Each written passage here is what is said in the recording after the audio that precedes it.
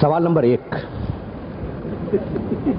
قرآن مجید میں اکثر مقامات پر نماز کے ساتھ زکوٰۃ کا ذکر آیا ہے، اس زکوٰۃ سے مراد کون سی زکوٰۃ ہے؟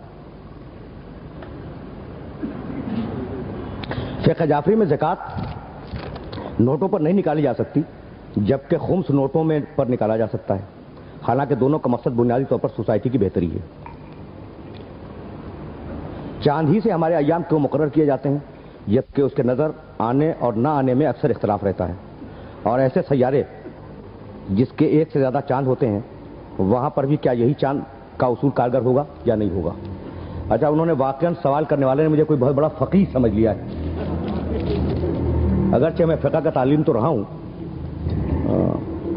تو جناب، قرآن میں اکثر مقامات پر نماز کے ساتھ زکوٰۃ کا ذکر آیا ہے، اچھا ہے بھی یہی کہ اقیموا الصلاۃ وآتوا الزکاۃ، یہ قرآن مجید میں بہت ہے۔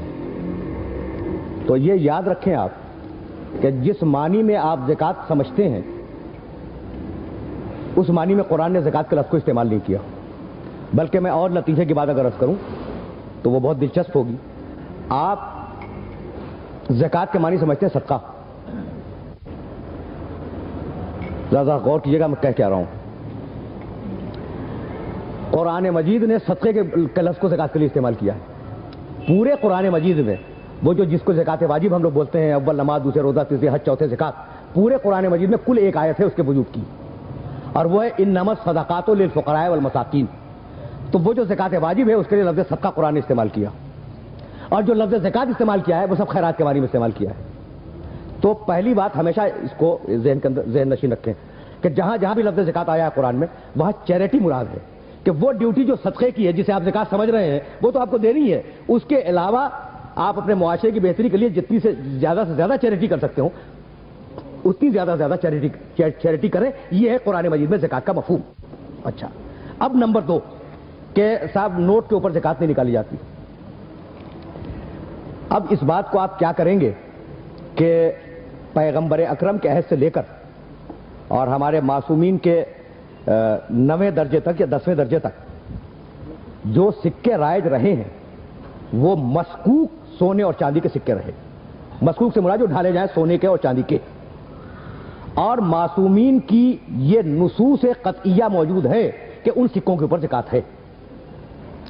تو ہمارے مجتہدین اس سلسلے میں یہ فرماتے ہیں کہ اگر اس دنیا میں کسی علاقے میں سونے اور چاندی کے خالص سکے رائج ہو جائیں اور وہی لین دین اور تجارت کا سبب اور وسیلہ بن جائیں تو ان کے اوپر زکوٰۃ واجب ہو جائے گی۔ اچھا، اب آپ کہیں کہ صاحب اب یہ نوٹس ہیں، 1 روپے کا نوٹ اور 2 روپے کا نوٹ اور 3 روپے کا نوٹ، اس کے اگینسٹ میں سونا یا چاندی بہرحال کچھ نہ کچھ تو رکھا ہوا ہوتا ہے۔ تو حقیقت میں یہ ہے ورق اعتبار کریں تو آپ اس کی قیمت ہے، اور اگر اسٹیٹ بینک کہہ دے کہ 500 روپے کا نوٹ کل سے کینسل تو وہ کینسل۔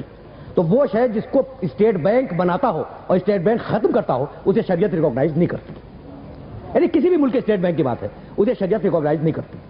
وہ جو اپنی ذاتی مالیت رکھتا ہو شریعت اسے ریکگنائز کرتی ہے۔ تو جس زمانے میں بھی سونے اور چاندی کے سکے آ جائیں گے زکوٰۃ واجب ہو جائے گی، اور جب تک سونے اور چاندی کے سکے نہیں ہیں زکوٰۃ واجب نہیں ہے۔ اچھا، لیکن آپ کے پڑھے لکھے علماء میں کل ایک عالم میرے مطالعے میں ایسے گزرے ہیں جو کہتے تھے کہ نوٹوں کے اوپر بھی زکوٰۃ ہے، لیکن وہ انتقال بھی ہو گیا ان کا اور تقلید بھی کسی نے ان کی نہیں کی تھی۔ ان کا نام تھا، لبنان کے بہت بڑے عالم تھے، محمد جواد مغنیہ۔ ان کی 3 جلدوں میں فقہ پہ بڑی اچھی ڈھنگ کی کتاب ہے، فقہ الامام الصادق۔ اس کتاب میں انہوں نے لکھا کہ میں زکوٰۃ کی ساری بحثوں کے پڑھنے کے بعد اور حدیثوں کے پڑھنے کے بعد کنونس ہو گیا ہوں اس بات پر کہ آج نوٹ کی وہی ویلیو ہے جو اس زمانے میں سونے اور چاندی کے سکوں کی ہوا کرتی تھی۔